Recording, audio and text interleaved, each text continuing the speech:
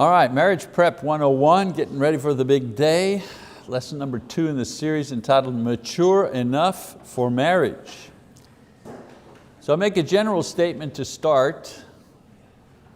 Most adults are either anticipating marriage, experiencing marriage, getting out of a marriage, or are experiencing a second or subsequent marriage.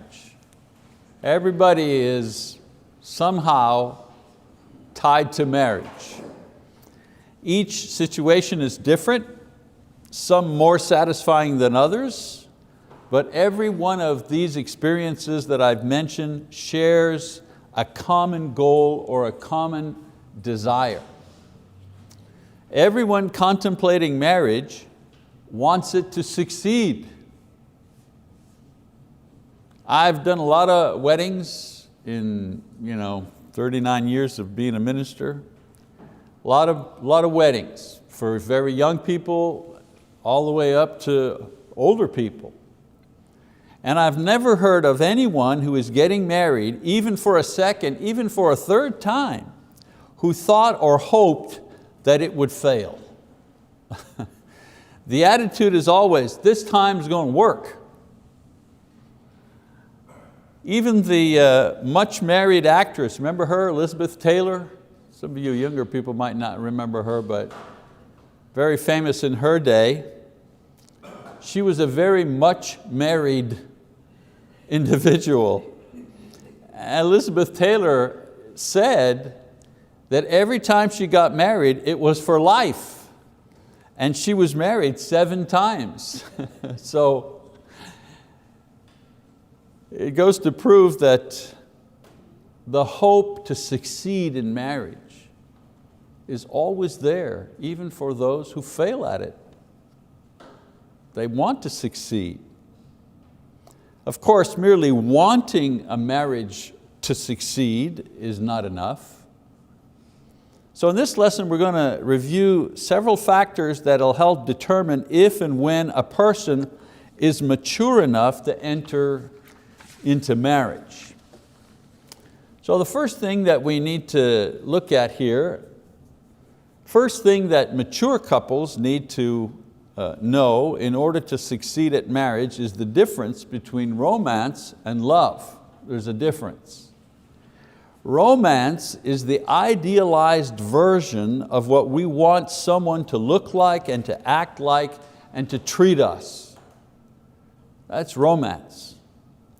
Love, on the other hand, is a commitment to make another person's welfare equal to our own, and the personal discipline to maintain that commitment. That's the definition of love. Romance is in Hollywood movies. It's fun, it's candy, it's great, it tastes good, it's chocolate. Love is seen at the hospital as one spouse cares for another over a long period of time.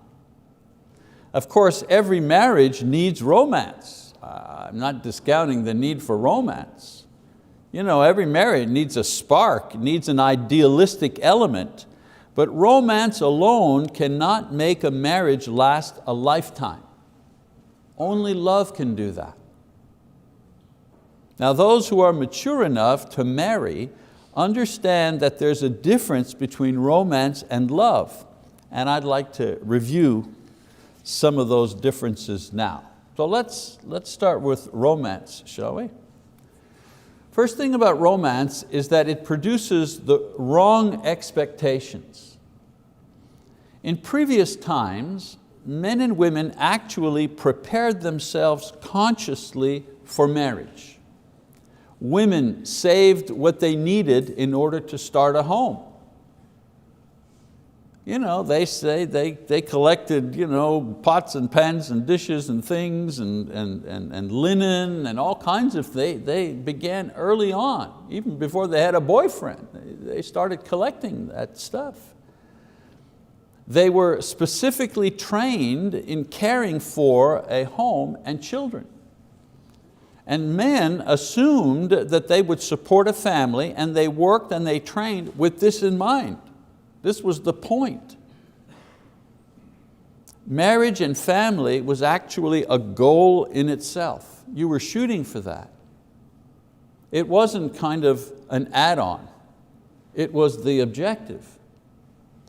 Most marriages were arranged, or there was not much dating or contact until the couple was actually married and living together. Now, when I say in previous times, I'm not talking about the 90s. I'm talking about the 1890s, not the 1990s. In those times, their love grew out of the shared experience of having a home and raising a family. Today, we prepare for marriage by idealizing our future mate. We work on our image or our look, and we seek a similar or a matching image. Once we found our ideal, then we learn to live together. Now, the difference between the two methods is that a century ago, people knew how to live together, but they learned how to love. Today, we search to fall in love with a romantic ideal, and then we learn to live together. See the difference? Now, one method begins with very little emotional investment, and it grows with knowledge and practice. That was the old days. The modern method begins with a total emotional investment and a very high expectation, and then must adapt to a lesser reality. I mean, wait a minute. Your boyfriend asks you to marry him by hiring a plane to drag a sign that's 60 feet long across the sky that says, "Judy, will you marry me?" Where do you go from there? How do you top that? So this is what happens when long-term relations are based solely on romance. Another thing about romance. Romance demands perfection. The intensity of our feelings in romance are produced by the idealistic way we view our beloved. We're filled with this fantastic feeling about this person, but suffer terribly when this feeling drops, even just a little bit. Oh, it's so wonderful, I'm in love. It's, oh man, alive. You can't believe how I feel, I'm so alive, it's wonderful. And if it drops just in one little iota, uh-oh. Does that mean it's not going to work? You see, romance is not about building something, it's about maintaining this ideal that we have about someone else. So when the feeling stops or slows down, in our society, we look for someone else to give us that feeling. That's what happens with movie stars. They have the fame and the money and the power and the freedom and the mobility to say, well, that's not working. Hello, Mr. Lawyer. Yeah, I don't think this thing is happening here. Could you just do the paperwork, and I'll tell my personal assistant to pack up my stuff, find me a place to stay. My publicist will put out a thing that, yeah, we love each other, but we've decided to go separate ways. Really? But in our lives, ordinary people, when you stop, quote, romantically loving someone, it gets pretty messy. Romance emphasizes the wrong things. Romance looks for the spark, the flash, the fire, and will often reject a potential partner who may be emotionally, socially, and spiritually suitable to us, but they don't have the spark. Romance is nourished mainly by physical intimacy. Romance searches for a partner that looks good, feels good, but too many times ignores issues of character and adaptability and comfort, all things which make a long-term relationship actually work. And of course, romance doesn't take advice. You can't give advice. Romantic couples feel they don't need the benefit of counseling or teaching or guidance because what they feel is what is important. And in doing this, they miss out on important information and many times because of that head for disaster. Hey, I'm not against romantic love. Let's put it this way, it's a component, but it's not the whole picture, okay? Let's talk about love.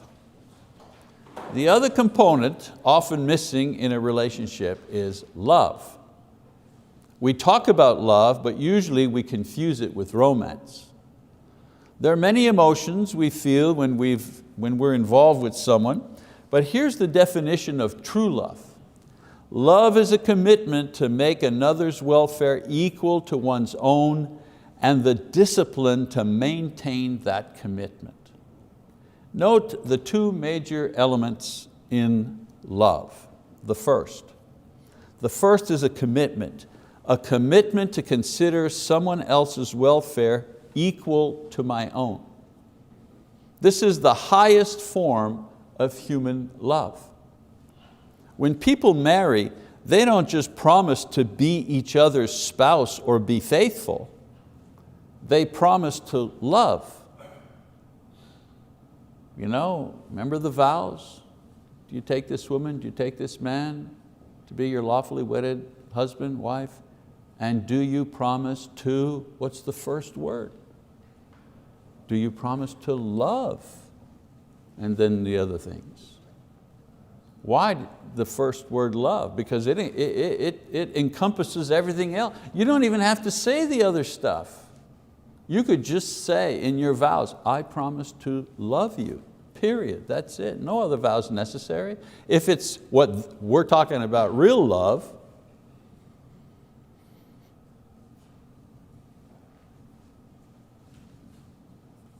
the promise, the commitment is to do this whether the other person is ill or well or rich or poor or lovable or unlovable. When you marry, you're taking on the responsibility to care for someone else as well as you care for yourself. That's love. You can build a life on that type of love. You know, for guys, and I'm a guy, so I see things from a guy's perspective. Yeah, on the wedding day, wow, she's a knockout. On the wedding day, she's a knockout. Are you kidding me? She spent like 3 days getting ready with the hair and the makeup and the dress, and she's been working out. She's toned. It's great. It's marvelous. And you love her so much. And you double love her when she's pregnant. Oh man, she's so gorgeous and big and swollen and full of life, and oh yeah. And let's have another one. Yes, I'm into it. She's so beautiful. But then she has 3, and then you begin to see the wear and tear that babies have on a woman's body. And not only on her body, but on her mind and on her emotions. So it's no more 11 o'clock, hey, let's go out and get some pizza and watch a movie all night. Yeah, you go ahead. I got to get up with the babies. There's no romantic love there. That's when the real love kicks in, or better kick in. And that's the other element that's required. Discipline. We don't promise self-discipline, but we'll need self-discipline if we're to carry out our promise to love. My commitment to make the other person's welfare equal to my own requires me to control my own selfish impulses. For example, I promised I promised my wife, I promised I was going to pick her up at 10 p.m., no problem, I'm with my buddies, I'm watching the game, 10 o'clock I'm picking you up because you've got to go to your mom's, and it's 9:45 and the score is tied and it's going into overtime and it's going to take me 20 minutes to get over, and I said I was going to pick you up at 10 o'clock. What do? I love her, I do, but there's this new woman at the office. She's awfully nice. Reminds me of her on our wedding day. Buff, tone, lots of good makeup, blah, blah, blah, blah, blah. And you know what? She's kind of looking at me and I don't know, we sure hit it off. And I feel attracted. What do? I'm tired, she's tired, the baby is crying at 3 a.m. What do? You see, psychologists tell us that some people are unable to love not because they don't feel attracted to other people, but because they lack the self-control and discipline that it takes to care for another person's welfare like we care for our own welfare. Some people are just too selfish to love, or they're too immature to love. They're not too immature to be romantically engaged, but they're not mature enough to love. And you've got to build on love. Relationships that build on the basis of love can look forward to a lifetime of love as their experience. Here's how it works. See my little diagram there? A commitment to another's welfare as our own, that's at the core. You start with that. And then you add the other elements that make this relationship unique and enjoyable. So you add to that physical attraction and admiration and common interests and shared goals and building a family and owning a business together and whatever else you want to add to that. But at the core is that commitment to make sure that you are caring for that other person in the way that you yourself want to be cared for. So when this kind of love is at the core, it becomes a joy to add other layers of interest and mutual service as the years go by.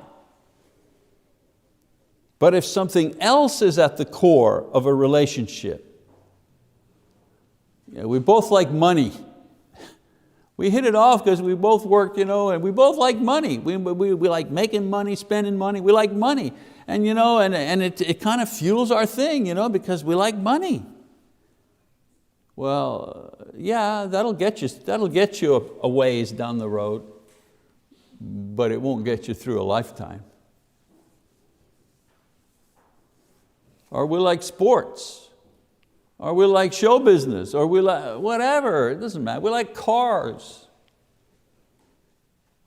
We're both into dancing. We met at a club and I like to dance and we like to go out and we like to dance. Great, good, fun. Wonderful.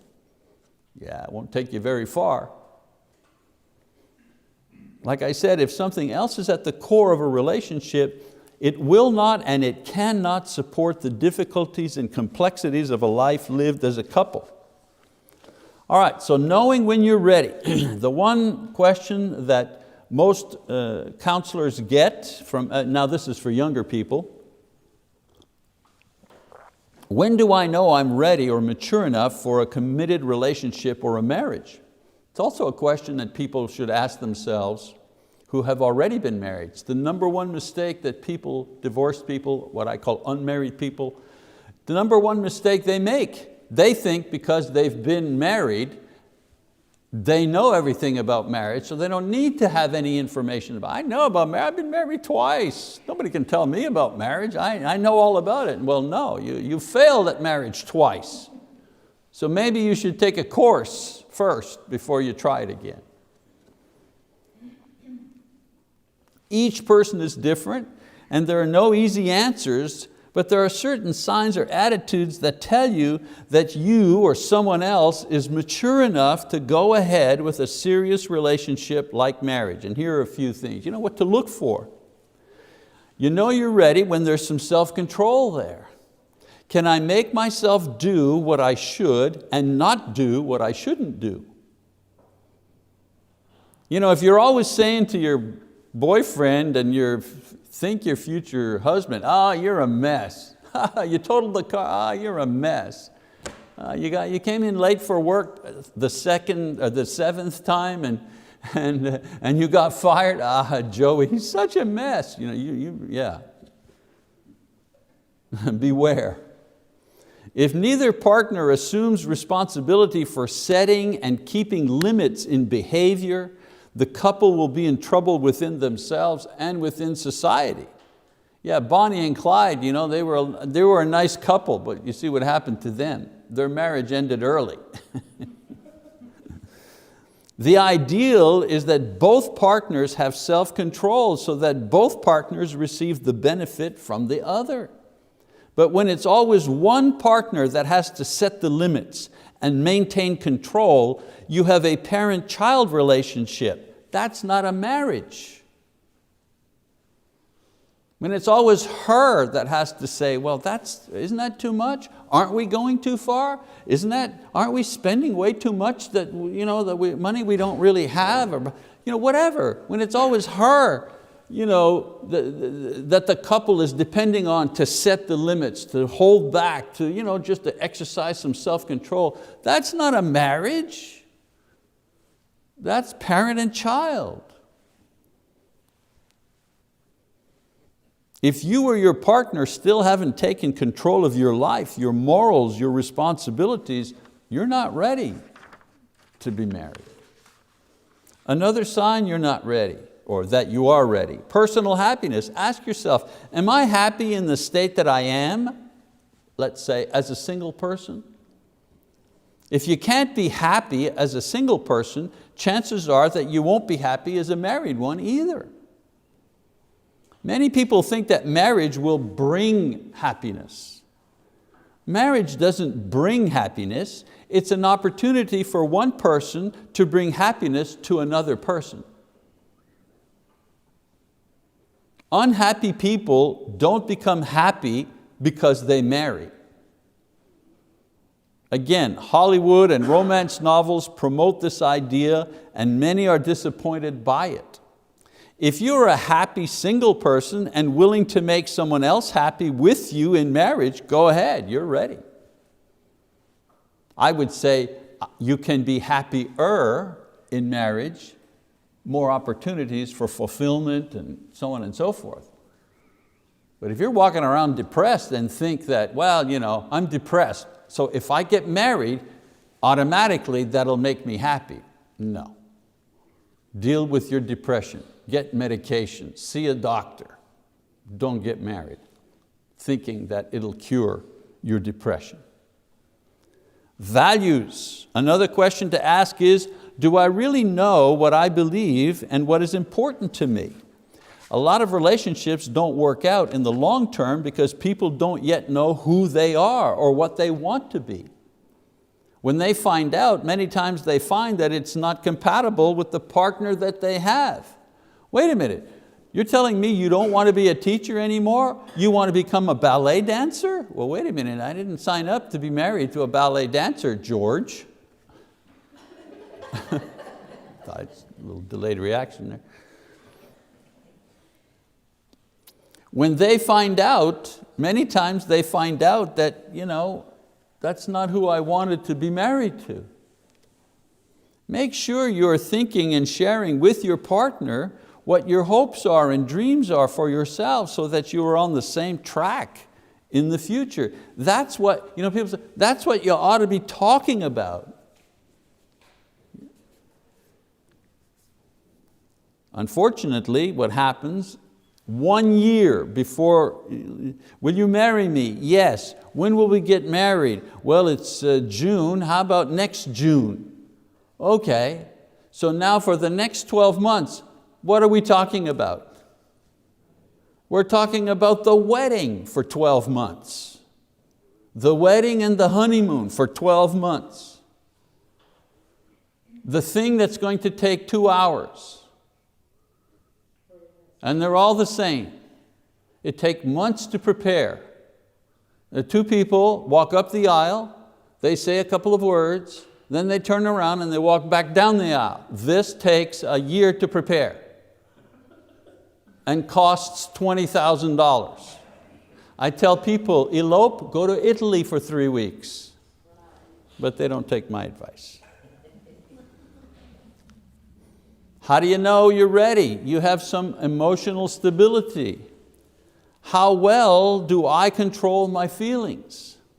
Wide mood swings or extreme emotions over small matters are a sign of two problems. One, low self-esteem. Wild mood changes are a sign of a fragile esteem of oneself. One sign anyways. And immaturity. Immature people don't think, they simply react without reasoning or restraint. It's difficult living with someone whose mood you can't measure or who uses their moods to try to manipulate you. Life is very long in a marriage when all you do is try to figure out what your partner, what mood they're in, so you know how to, what kind of action you're supposed to take. If your moods control you, marriage will only aggravate the problem. Be careful. And one other sign that you may not be ready. Your relationship with your parents. Of course, this may not relate to those of you who are a little older, but younger people, this is important.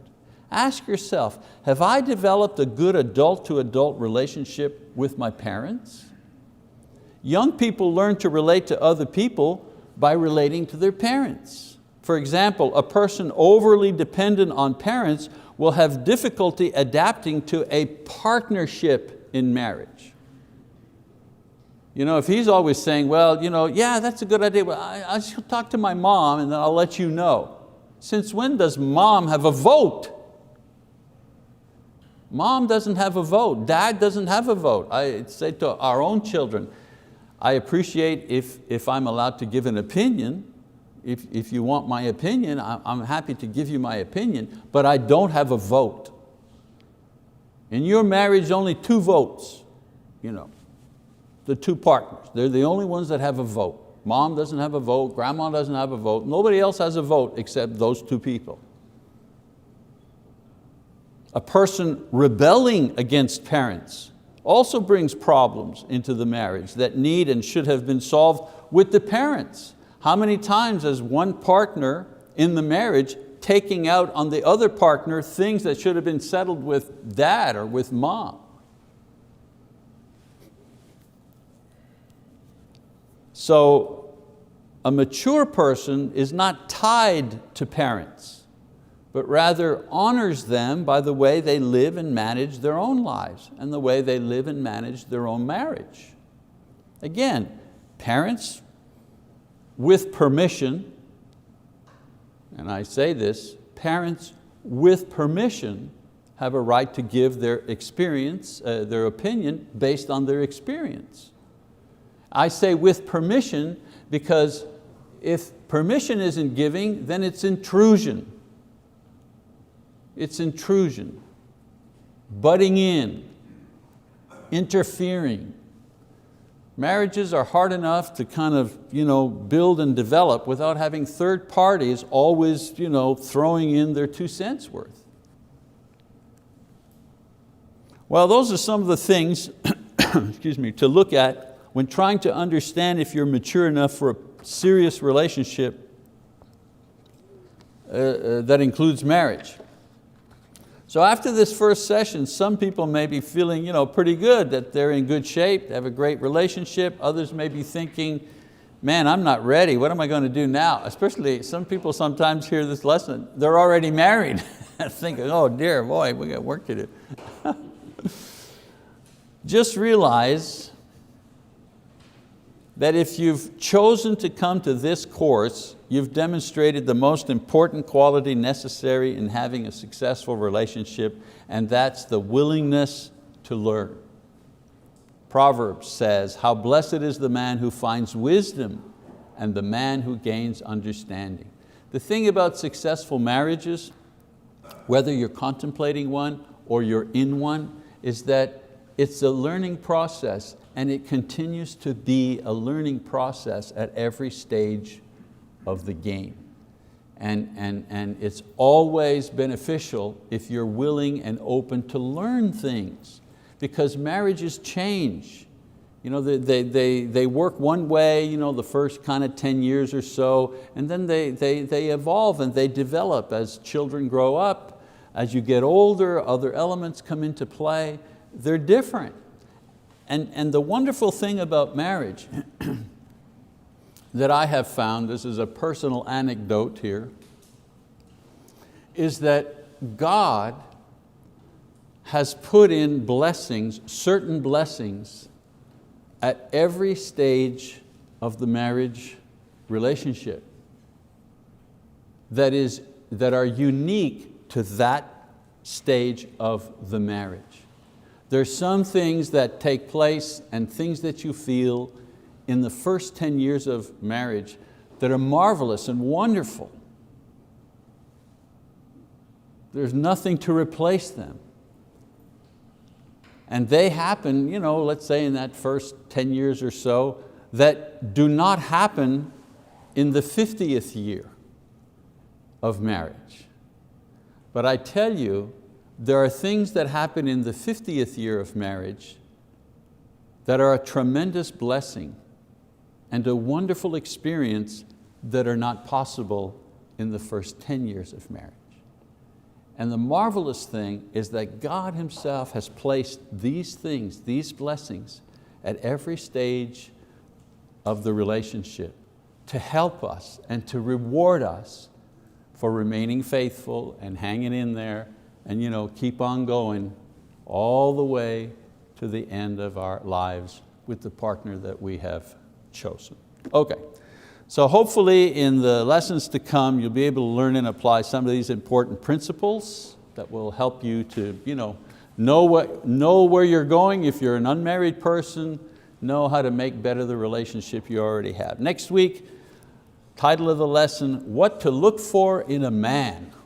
We'll start with that, what to look for in a man. And then of course, the following one will be what to look for in a woman.